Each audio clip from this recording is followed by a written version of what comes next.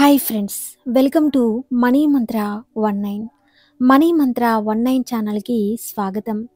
ఈ ఛానల్ని సపోర్ట్ చేస్తున్న ప్రతి ఒక్కరికి హృదయపూర్వక నమస్కారాలు. ఈ వీడియో చూస్తున్న ప్రతి ఒక్కరూ గురువుల అనుగ్రహంతో, విశ్వం యొక్క ఆశీర్వాదంతో ఐశ్వర్యవంతులవునుగాక. తథాస్తు. ఎవరైతే మన ఛానల్ని మొదటిసారి చూస్తున్నారో తప్పకుండా సబ్స్క్రైబ్ చేయండి. మరిన్ని వీడియోలు చేయడానికి సహకరించండి. మన మనసులో ఎన్నో ఆలోచనలు రన్ అవుతూ ఉంటాయి. విచారమైన బాధ అయినా మనతో పాటు ఉంది అంటే దానికి కారణం మితిమీరిన ఆలోచనలు మనల్ని ముంచేస్తున్నాయని. మనం వద్దు అనుకున్నా కూడా చెడు ఆలోచనలు వస్తూనే ఉంటాయి. కానీ ఎందుకు మనసు మాత్రం అతి ముఖ్యమైన మిత్రుడు. ఇంకా ఆలోచిస్తే అదే పెద్ద శత్రువు కూడా.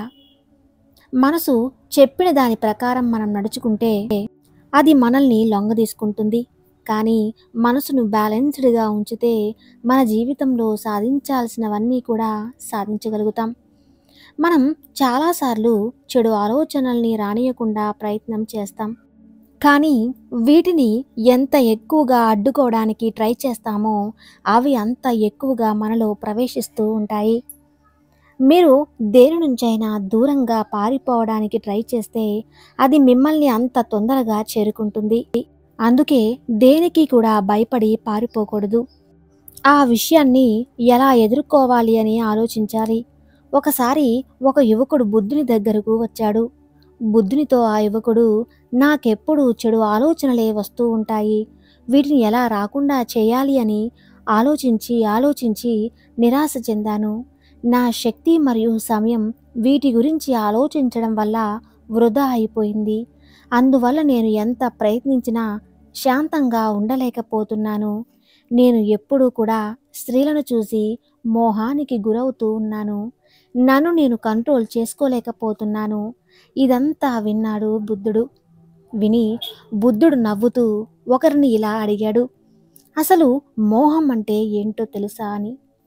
అప్పుడు ఆ యువకుడు, మోహం అంటే ఏంటో నాకు తెలీదు, అది చాలా చెడ్డది అని బాగా తెలుసు అన్నాడు. అప్పుడు బుద్ధుడు, అయితే నువ్వు ముందుగా ఒక విషయం గురించి తెలుసుకోవాలి. ఎందుకంటే ఏ విషయమైనా న్యాచురల్గా మనలో ఉన్నప్పుడు అది చెడ్డది అవ్వదు.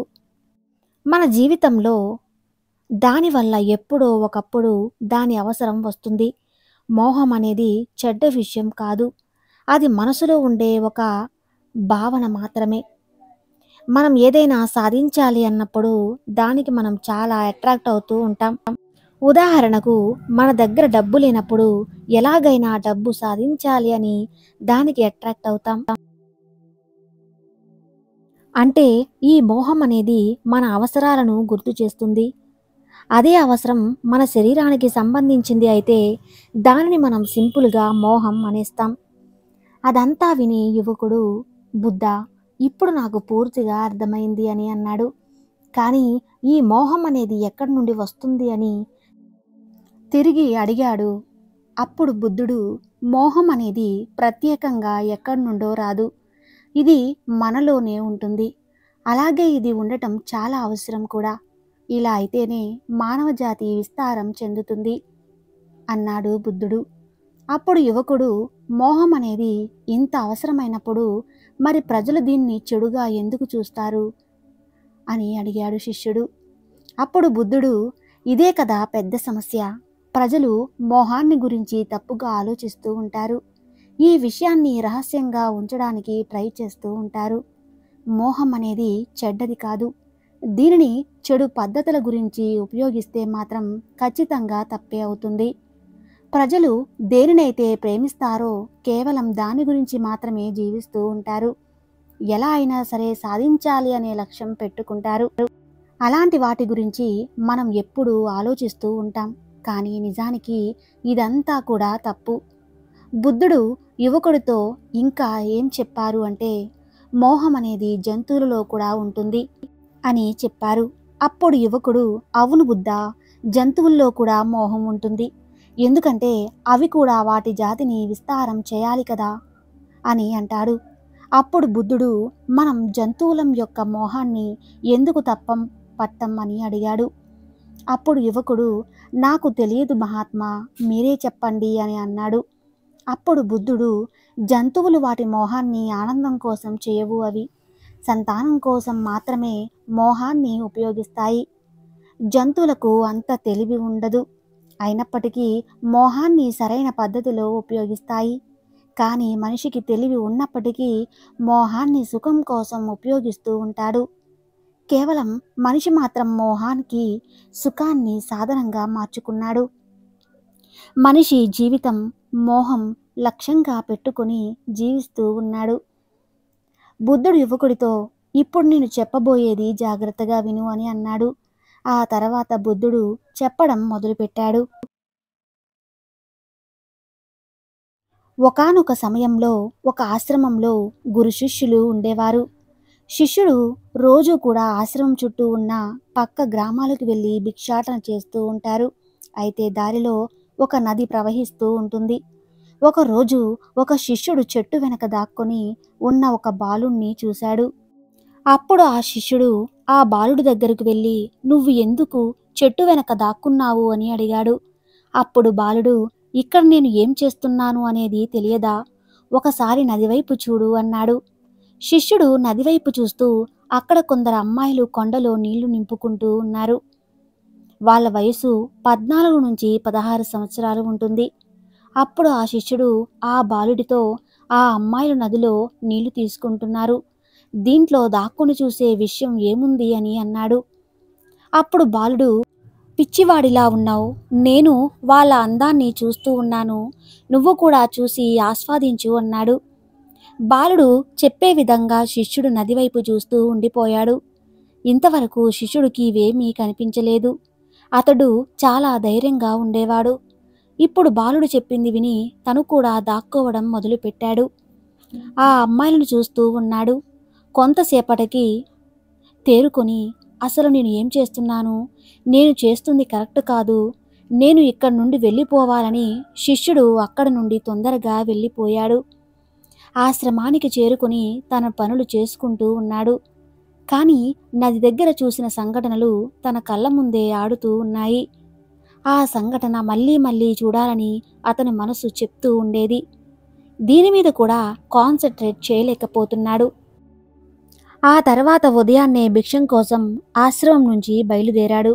నది దగ్గరకు వెళ్ళి రహస్యంగా అమ్మాయిలను చూడటం మొదలుపెట్టాడు. అలాగే రోజు చేస్తూ ఉన్నాడు. అలా కుదురుగా ఒక చోట ఉండటం లేదు. ఎప్పుడు ఏదో విచారం ఉంటూనే ఉంటుంది. సరిగ్గా తినడం కానీ పడుకోవటం కానీ చేయటం లేదు. ఎప్పుడు చూసినా అమ్మాయిలే గుర్తుకు వస్తున్నారు. గురువు భిక్ష ఇస్తున్నప్పుడు శిష్యుడు ఎక్కడో ఆలోచిస్తున్నాడు.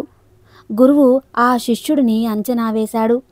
ఒకరోజు గురువు శిష్యుడిని పిలిచి, ఈ రోజు నుంచి నేను కూడా భిక్షకు వస్తాను అని చెప్పాడు. అప్పుడు శిష్యుడు, వద్దు గురుదేవా, మీకు ఎందుకు శ్రమ, నేను ఉన్నాను కదా, నేను తెస్తానులే అని అన్నాడు. అప్పుడు గురువు, సరే నువ్వు ఒక్కడివే వెళ్ళు అని చెప్పగానే శిష్యుడు వెళ్ళిపోయాడు. గురువు కూడా శిష్యుడిని ఫాలో అవుతూ వెళ్ళాడు. శిష్యుడు ఒక బాలుడి దగ్గరికి వెళ్ళి రహస్యంగా చెట్టు వెనక దాక్కొని ఉండటం గురువు గమనించాడు. అసలు వీళ్ళు ఏం చేస్తున్నారు అని వారి వెనక నుంచున్నారు. అప్పటి వరకు శిష్యుడు ఏం చేస్తున్నాడో గురువుకు తెలియలేదు.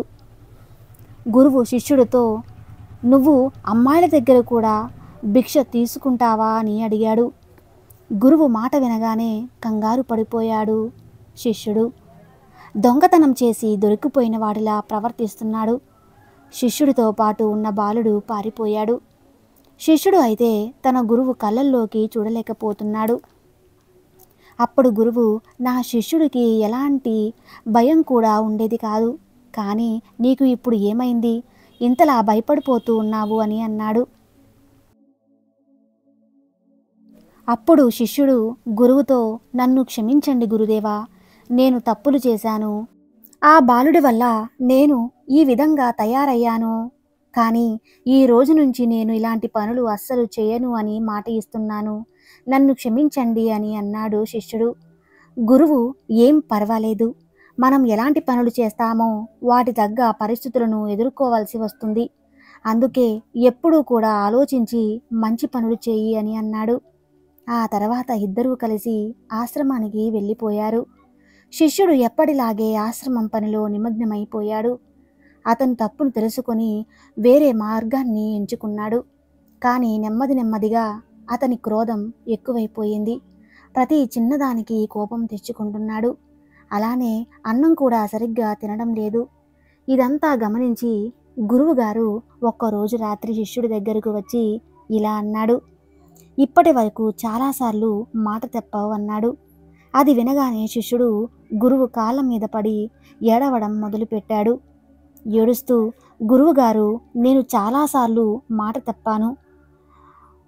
మాట ఇచ్చినా దాన్ని తప్పుతూనే ఉన్నాను. నా మనసు నా కంట్రోల్లో లేదు.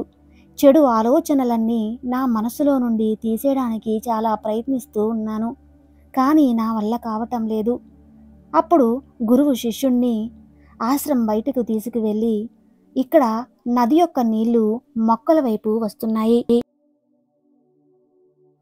ఈ నీళ్లు నిరంతరంగా వస్తూ ఉన్నాయి. అయితే ఈ నీటి ప్రవాహాన్ని ఆపగలవా అని గురువు శిష్యుడిని అడిగాడు. అప్పుడు శిష్యుడు, గురువర్య, నేను ఈ ప్రవాహాన్ని ఆపగలను అని చెప్పి కొంత మట్టిని తీసుకువచ్చి మొక్కల అంచున సన్నని పాయను వేశాడు. అప్పుడు నీరు కొంత సమయం వరకు ఆగి మళ్ళీ యథావిధిగా ప్రవహించడం మొదలుపెట్టింది. శిష్యుడు ఈసారి కొన్ని రాళ్ళు మట్టిని కలిపి ఆ నీళ్ళ దగ్గర వేశాడు. కొంతసేపు నీళ్లు ఆగి మళ్ళీ నీటి ప్రవాహం మొదలైంది. గురువు ఆ శిష్యుడితో, నీవు ఈ నీటి ప్రవాహాన్ని ఆపగలవు అన్నావు కదా, మరి ఇప్పుడు ఏమైంది అన్నాడు.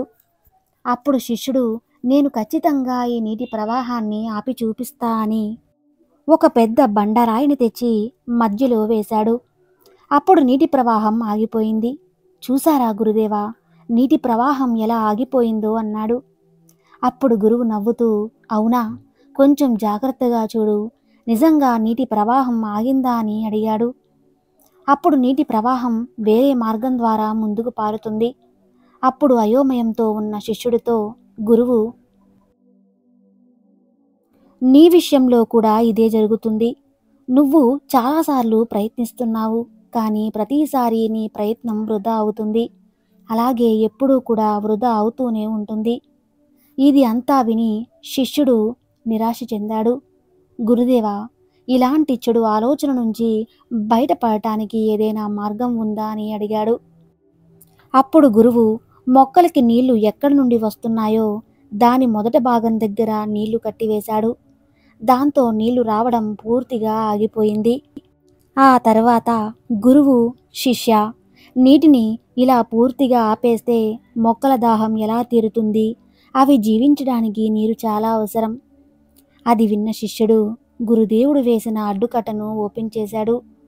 గురువు మళ్ళీ మాట్లాడుతూ, శిష్య, నదిలో ఉన్న మొత్తం నీటిని మొక్కల వైపు మళ్లిస్తే ఏం జరుగుతుంది అని అడిగాడు. అప్పుడు శిష్యుడు, అలా చేస్తే అక్కడ ఉన్న మొక్కలు కొట్టుకుపోతాయి, ఆ ప్రదేశంలో ఏమీ మిగలవు అన్నాడు. గురువు నవ్వుతూ, శిష్య, మనం ఎప్పుడూ కూడా దీనిని కూడా పూర్తిగా ఆపకూడదు. జీవితంలో ప్రతి విషయానికి బ్యాలెన్స్ చేస్తూ ఉండాలి. అసలు నీరే లేకపోతే మొక్కలు చనిపోతాయి. ఒకవేళ నీరు ఎక్కువైనా కూడా అవే మొక్కలు చనిపోతాయి. మన జీవితం కూడా ఇదే విధంగా నడుస్తుంది. మనం బలవంతంగా చెడు ఆలోచనలు ఆపుకొని ట్రై చేస్తే అవి మళ్ళీ వస్తూనే ఉంటాయి. అందుకే వాటిని బలవంతంగా ఆపకూడదు. మనం చెడ్డవాళ్లతో స్నేహం చేయటం వల్ల ఇలాంటి చెడు ఆలోచనలు వస్తూనే ఉంటాయి. ఒక్కోసారి మనలో ఎలాంటి చెడు లేకపోయినా అవతల వారి వల్ల చెడు మన మనస్సులో ఏర్పడుతుంది.